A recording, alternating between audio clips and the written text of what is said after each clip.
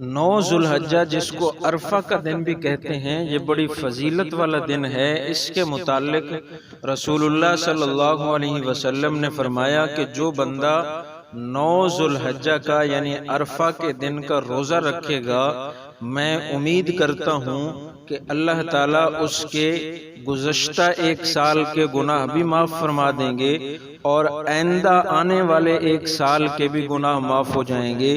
تو اس ایک دن کے روزے سے آئندہ جو گناہ انسان نے کیے بھی نہیں ہیں وہ بھی اللہ تعالیٰ ان کی معافی کا بھی وعدہ فرما رہے ہیں۔ تو اس لیے اس دن کے روزے کا اہتمام کرنا چاہیے۔